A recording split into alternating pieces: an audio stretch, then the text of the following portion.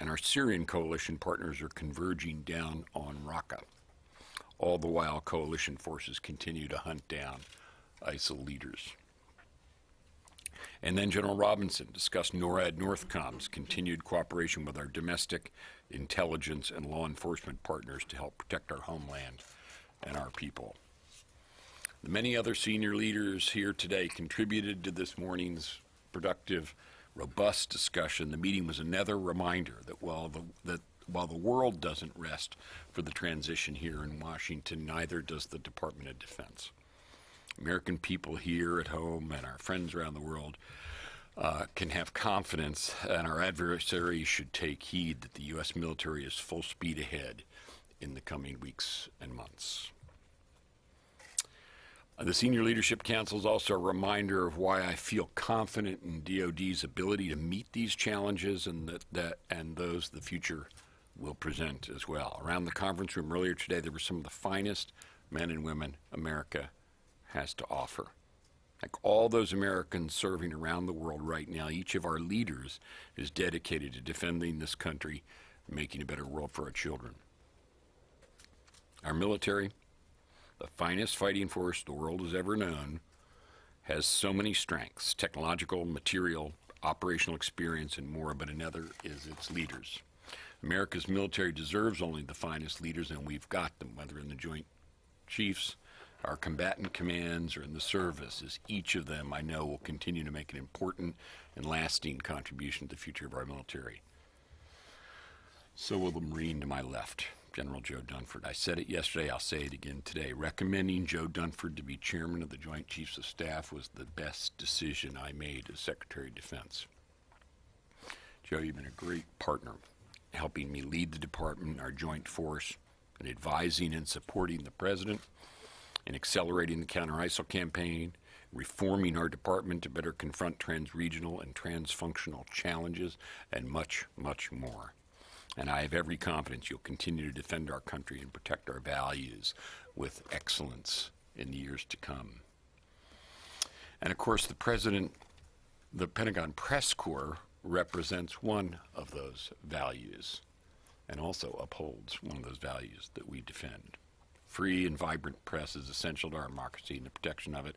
I've known many of you for a long time, and I want you to know how much I appreciate your efforts, consistent efforts to tell the world about our men and women in uniform, our dedicated civilians, and what they're doing every day to defend our country and make a better world. I respect your commitment to getting the job done, getting the story right, getting it to your audience as quickly as possible. And even when we don't give you all the filing time you'd like, Lita, if you're listening, apologies for that. But I wish you good luck and Godspeed in the years ahead. Thanks for your hard work and your dedication.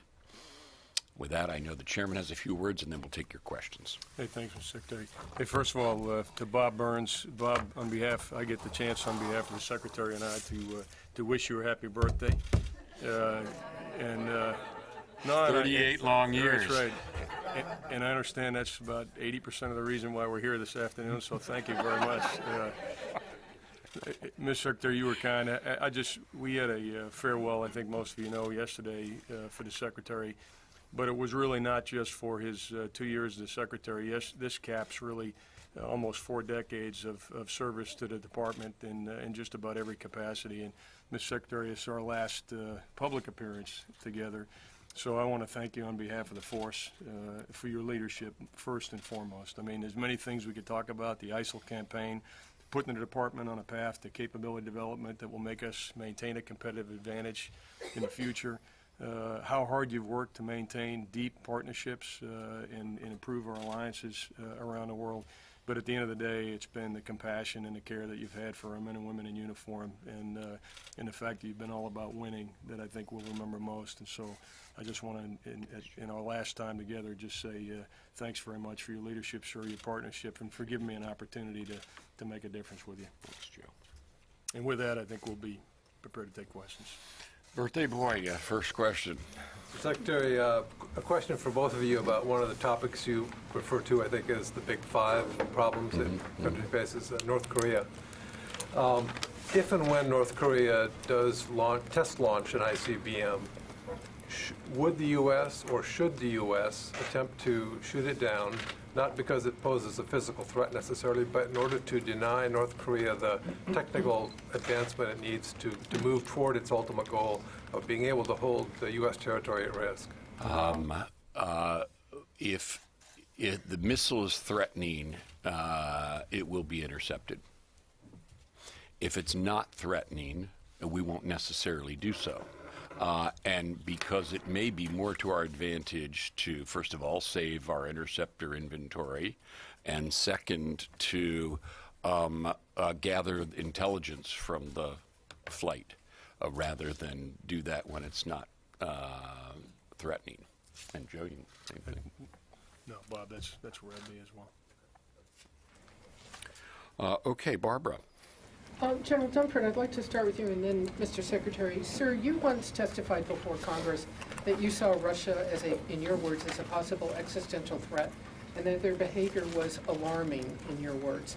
So I want to ask you today, what alarms you as the chairman about Russian behavior? What advice do both of you have for the American people about whether they should trust Vladimir Putin?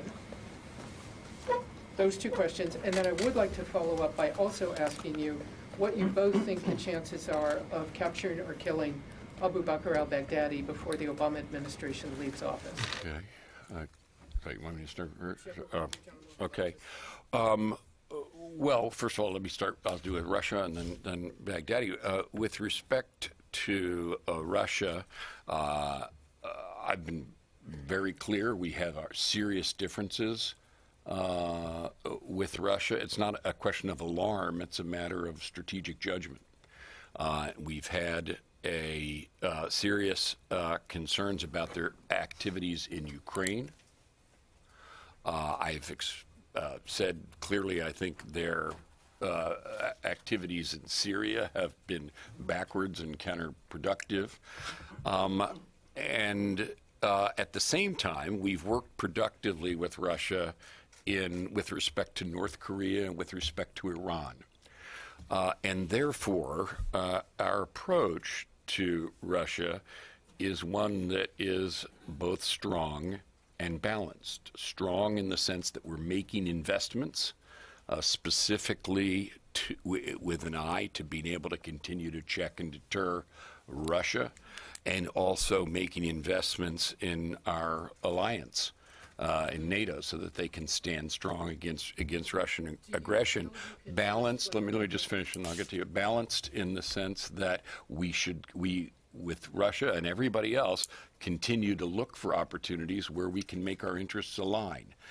They have not been abundant in recent years, but I remember a time, Barbara, and I've worked quite closely with Russia, but I've done it at a time when it would serve U.S. interests because I could make our interests and Russia's interests align. With respect to, and so here, as in strategy and foreign policy, generally, it's not a matter of trust. It's a matter of U.S. interests and the pursuit of U.S. interests. With respect to Baghdadi, I'll only say this. I think if I were Baghdadi or any other ISIL leader, I would be quite concerned about my safety. Mr. Chairman, if I could just ask you again, following on your previous remarks to Congress, what alarms you today about Russia? Yeah, Barbara, as I think you can appreciate from a military perspective, I focus more on the capabilities than I do their intent, not trying to project their intent.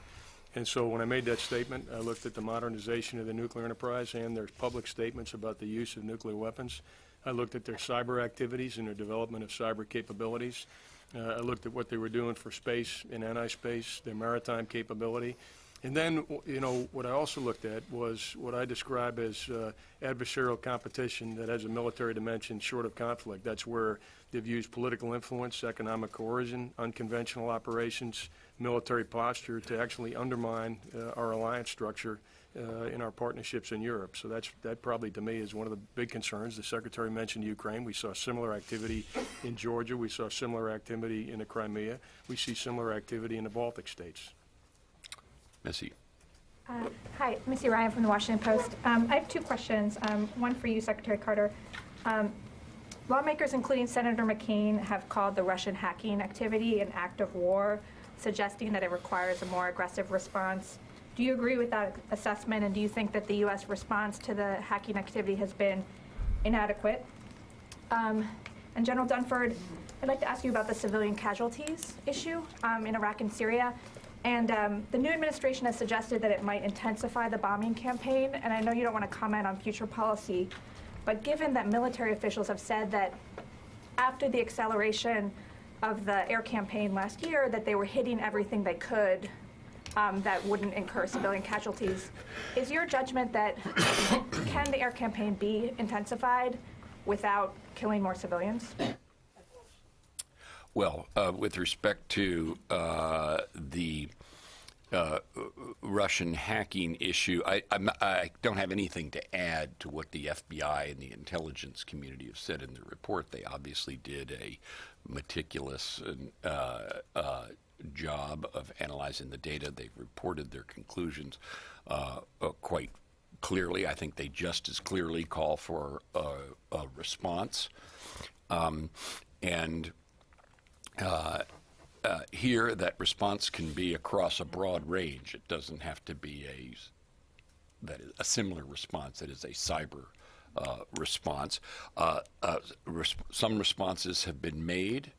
I think you should regard that as a start and not the end, or as I've said before, a floor and not a ceiling. So again, you don't want to comment on whether it's an act of war or not? Well, I think whatever you call it, it's an aggressive act.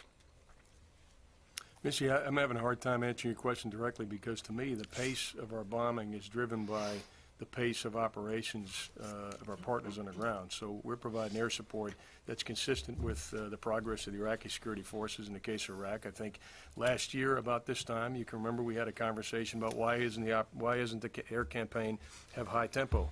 And we said the Iraqi security forces aren't conducting operations at a high tempo, and that's going to drive greater air support. That's what happened in Ramadi about this time last year. That's what's happening right now in Mosul and the surrounds. And the same thing is true in Syria. The tempo of our air campaign in Syria is directly linked to the pace of our operations of the Syrian Democratic Forces that we're supporting. So the issue of civilian casualties, I mean, someone puts that in there as though that's the driver of the air campaign. I guess what I tell you is no, that's not been the driver of our air campaign. The driver of the air campaign has been our ground partners and will remain so. You could intensify, you could potentially accelerate or increase the air tempo. campaign will accelerate as the operations of our partners accelerate. Phil. Mr. Secretary, your counterpart in Russia, Defense Minister Shoigu, came out with some remarks today saying the United States had not only achieved a zero result in Syria, I think he said his words were, it's had a negative result in Syria. I'm just wondering, looking ahead to another administration which wants to partner with Russia potentially in Syria, how do you see that relationship? What are the possibilities for improvement?